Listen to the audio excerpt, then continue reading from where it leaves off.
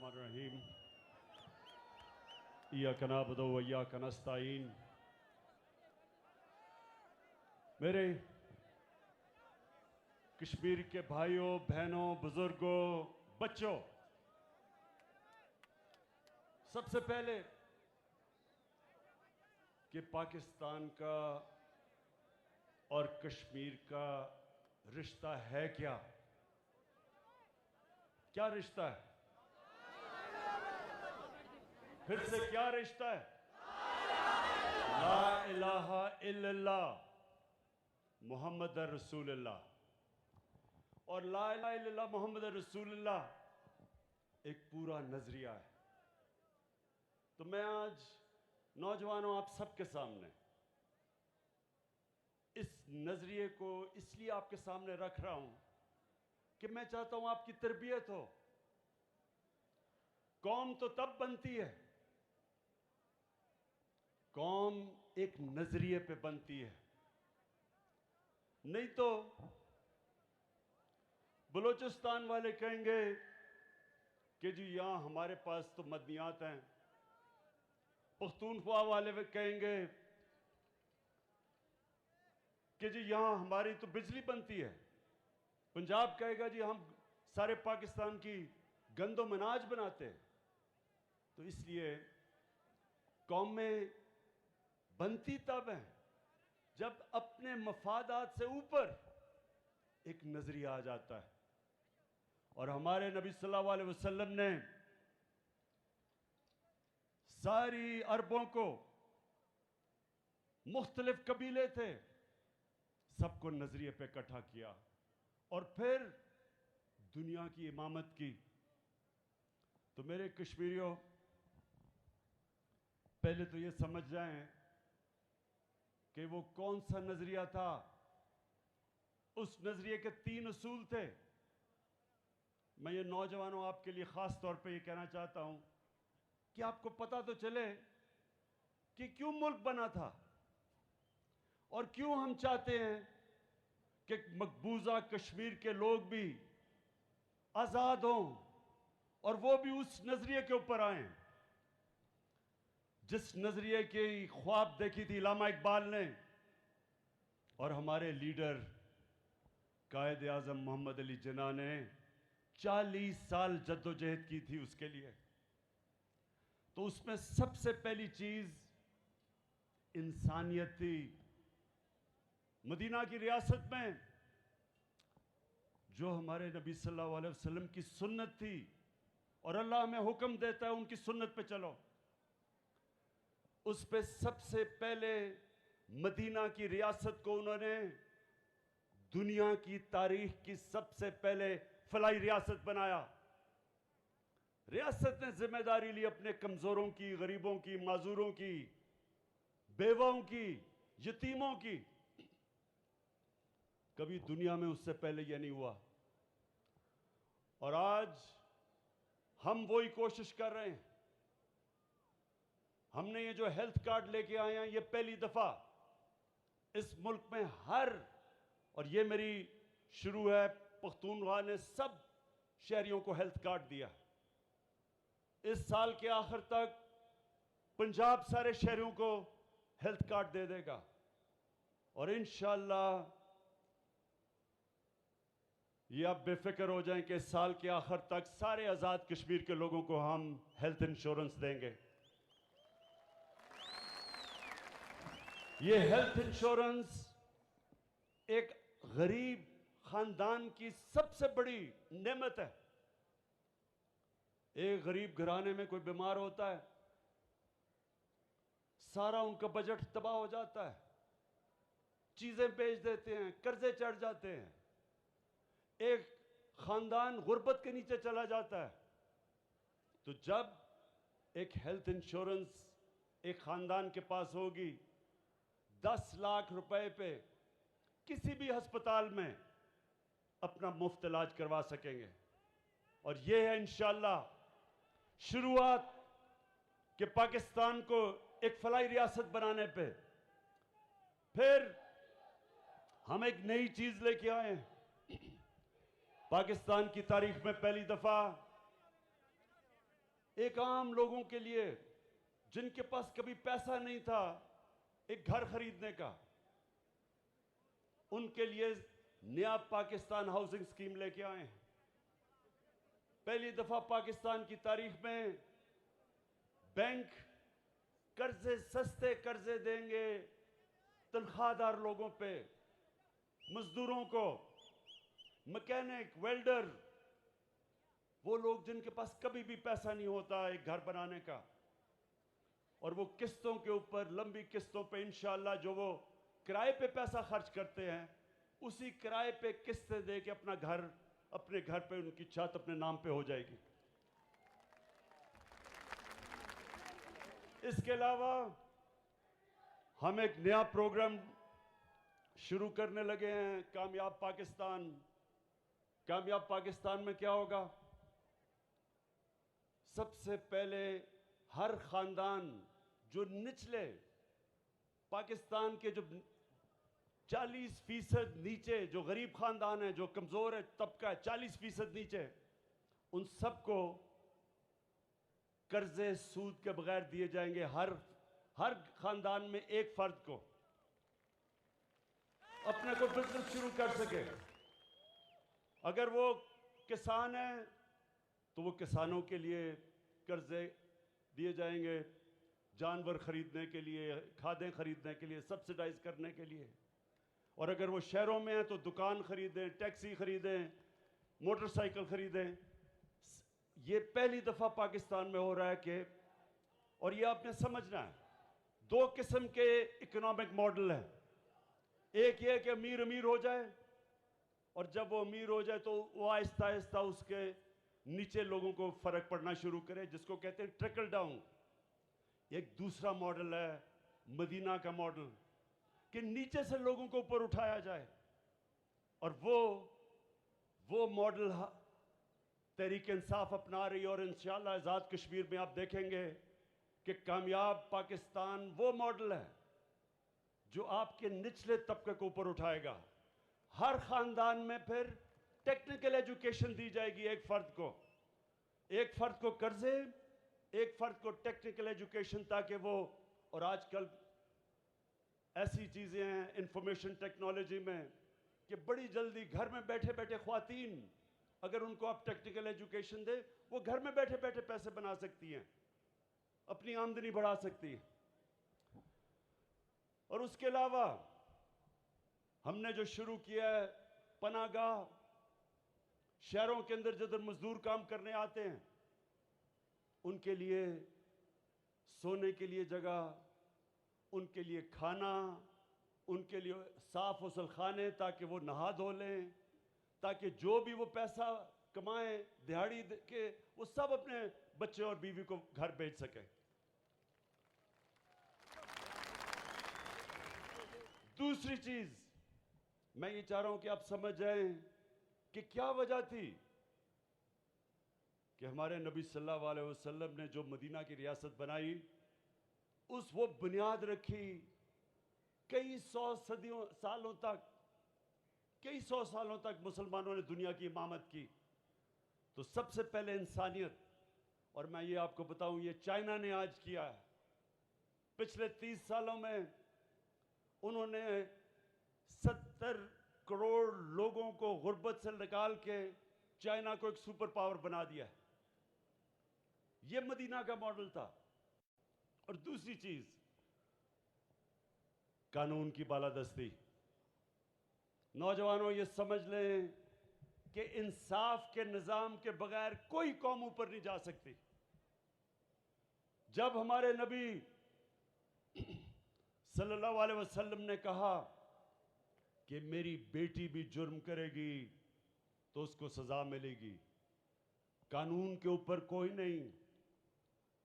कोई कानून के ऊपर नहीं है।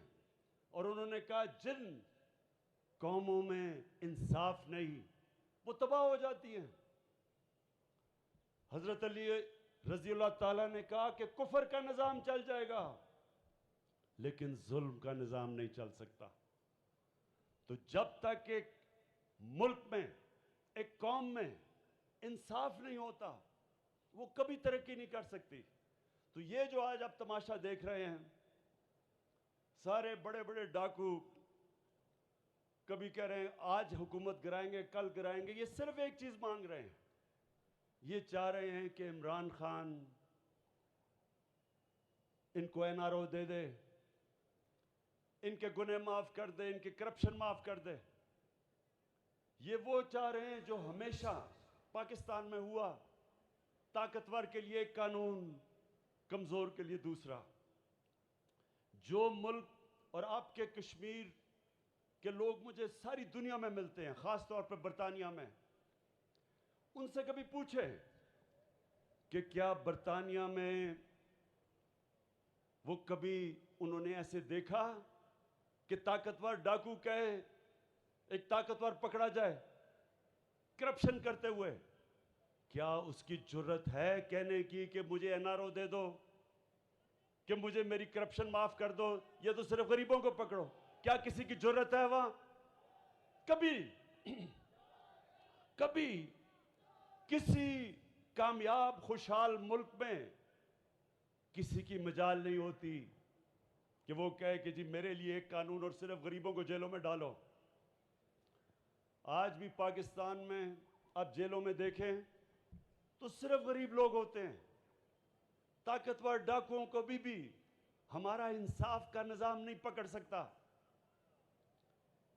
कहीं किसी मुहज़्ज़ब माशरे में, कामयाब माशरे में, खुशहाल माशरे में ऐसा नहीं होता कि एक सुप्रीम कोर्ट एक आदमी को जेल में डाले और वो फिर ऐसी एक्टिंग करे कि बॉलीवुड के अंदर भी कोई ऐसी एक्टिंग ना कर सकता था। ऐसी मासूम बीमार शक्ल बना के और झूठे मेडिकल टेस्ट दे के और वो आज बरतानिया चला जाए, ये किसी मजहब माशरे में नहीं होता। तो असल में कश्मीर के लोगों, ये सुन लें मेरी बात, ये है असल पाकिस्तान की जंग। इस वक्त हम अपने मुल्क के मुस्तकबिल की जंग लड़ रहे हैं, जिहाद कर रहे हैं, अपने बच्चों के मुस्तकबिल की जिहाद लड़ रहे हैं। ताकतवर को कानून के नीचे हम लाने की कोशिश कर रहे हैं, जो आज तक ताकतवर कानून के ऊपर रहा है। जिस मुल्क के अंदर इंसाफ का निजाम है, कानून की बालादस्ती है, वो खुशहाल है। जिस मुल्क में नाइंसाफी है, कानून नहीं, ताकतवर के लिए कानून, कमजोर के लिए दूसरा, वहां गुर्बत है। जितने मर्जी वसाइल के बावजूद उस मुल्क में गुर्बत है। मुल्क कभी भी खुशहाल नहीं हो सकता जब तक उसमें कानून की हुक्मरानी, ताकत की हुक्मरानी नहीं, कानून की हुक्मरानी ना हो। और फिर आखिर में खुददारी, ला इलाहा इल्लल्लाह, अल्लाह के सिवा कोई, मैं किसी के सामने नहीं झुकूंगा। ये जब आप कलमा पढ़ते हैं तो सबसे पहले आप कहते हैं कि अल्लाह तेरे सिवा मैं किसी के सामने नहीं झुकूंगा। ला इलाहा इल्लल्लाह एक इंसान को गैरत देता है। ला इलाहा इल्लल्लाह एक छोटे इंसान को बड़ा इंसान बना देता है, एक कमजोर कौम को अजीम कौम बना देती है। क्या था वो मदीना की रियासत में? गरीब लोग थे, दोनों तरफ सुपर पावर्स थी। Roman empire, Persian empire, super power थी, गरीब लोग थे, लेकिन खुददार लोग थे, किसी के सामने झुकने वाले नहीं थे, कोई खौफ नहीं था। वो जानते थे कि अल्लाह के हाथ में जिंदगी और मौत है, इज्जत जिल्लत है, रिस्क है। आजाद इंसान थे। दुनिया की तारीख में इतनी तेज एक कौम उठ के आधी दुनिया पे नीचे आ गई जो मदीना की रियासत के मॉडल में हुआ। और यही पाकिस्तान में हमने करना है। बदकिस्मती से अब तक हम लोगों के सामने हाथ फैलाते फिरे हैं, कभी किसी से एड तो कभी किसी से कर्जे। कभी हमने अपने पैर पे खड़ा होना नहीं कोशिश नहीं की। कोई मुल्क से बाहर सरबराह जाता है, सारे इंतजार कर रहे होते कि जी कितनी कर्जे लेके आएगा या कितनी इमदाद लेके आएगा। कोई मुल्क इस तरह हाथ फैला के अजीम कौम नहीं बन सकता। ये इंशाअल्लाह अब ये जो पाकिस्तान बनने जा रहा है, इंशाअल्लाह ये किसी के सामने हाथ तो फैलाना दूर की बात है, ये लोगों को इंशाअल्लाह गरीब मुल्कों को इमदाद दिया करेगा। कश्मीर के लोगों, मैं आज मकबूजा कश्मीर के जो अजीम लोग हैं उनको आज मैं ख़ास पैगाम देना चाहता हूं। सिर्फ पाकिस्तानी कौम ही नहीं आपकी तरफ देख रही, सिर्फ हम ही नहीं आपके ऊपर फख्र करते। जिस तरह आपने जुल्म के सामने आप खड़े हुए हैं, जिस तरह आपने खुददारी दिखाई, जिस तरह आपकी बुरहान वानी जैसे नौजवान जिन्होंने अपने जानों की कुर्बानियां दी हैं, सिर्फ पाकिस्तान में नहीं आपको अप्रिशिएट किया जा रहा और आप पे सारी दुनिया देख रही है आपकी अजमत पे, आपकी दिलेरी पे, आपकी कुर्बानियों पे। सारी मुसलमान दुनिया आपकी तरफ देख रही है और आपके लिए दुआएं कर रही है कि अल्लाह इनको इसी तरह सब्र और ताकत दे, इसी तरह इनको जज्बा दे खड़ा होने का और जुल्म के सामने खड़ा होने का। कोई नहीं समझ रहा था कि जब नरेंद्र मोदी ने 5 अगस्त को कश्मीर के ऊपर जो जुल्म करना, मजीद जुल्म करना शुरू किया, पहले भी जुल्म था, कोई नहीं समझ रहा था कि कश्मीर के लोग वो बर्दाश्त कर जाएंगे।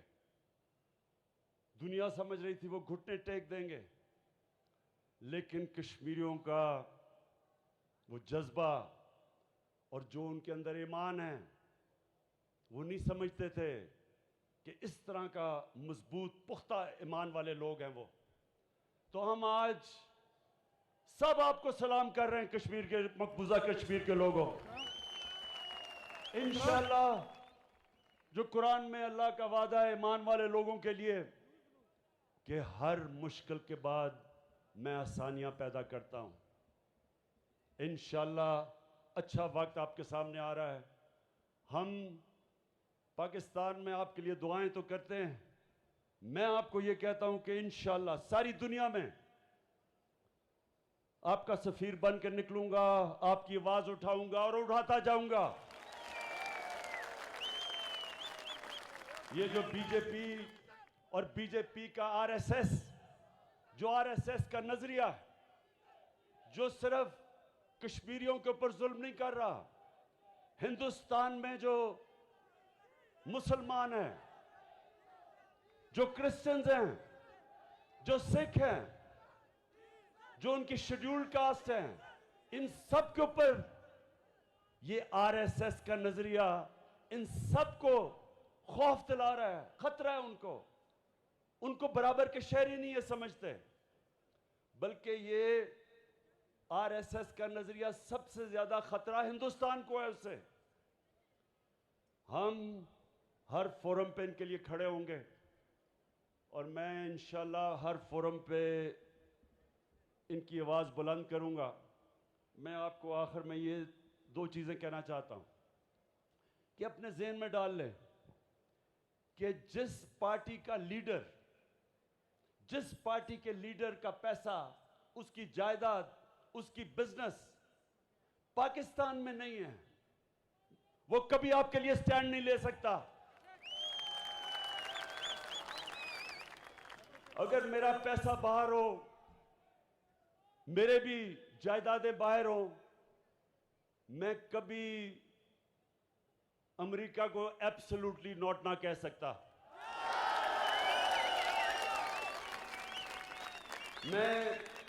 मैं भी अमेरिका को कहता कि ठीक है जी, पाकिस्तान में ड्रोन अटैक करो, मैं मजम्मत करता रहा लूंगा और आप पाकिस्तानियों को मारते जाओ, जो हमारे लीडर्स कह चुके हैं। ये इसलिए मैं कर सकता हूं क्योंकि मेरा जीना मरना पाकिस्तान में है। इसलिए कश्मीर के लोगों के ज़हन में डाल लेना कि पहले तो वो आपका कभी लीडर हो ही नहीं सकता जिनकी जायदादें और बिजनेस और पैसा और बैंक बैलेंस मुल्क से बाहर पड़े हो। और दूसरा कि जो कश्मीर के नौजवान हैं और ख़ास तौर पर मकबूजा कश्मीर के नौजवान जिस दिलेरी से आज जुल्म का मुकाबला कर रहे हैं, वो कभी एक डरपोक, एक बुज़दिल, एक करप्ट, एक झूठे आदमी को लीडर नहीं तस्लीम कर सकते। मैं आज अपने सारे कैंडिडेट्स के नाम पढ़ना चाहता हूं।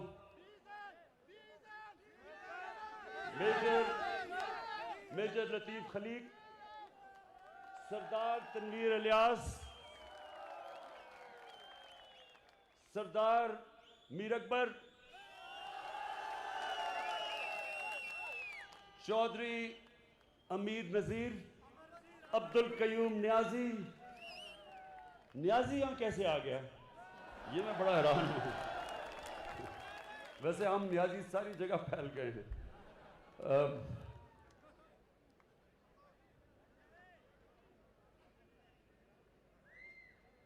खताब आजम खान, नैयर अयूब खान और मिसेस शाहिदा, सरदार मोहम्मद हुसैन, फ़हीम अख्तर, ये सारे हमारे कैंडिडेट्स हैं। सारी पूंछ डिवीज़न में सब चाहता हूं कि आप इनकी भरपूर तरीके से हमायत करें और 25 तारीख को बल्ले में वोट डालें और इंशाल्लाह तब्दीली लेके आएं।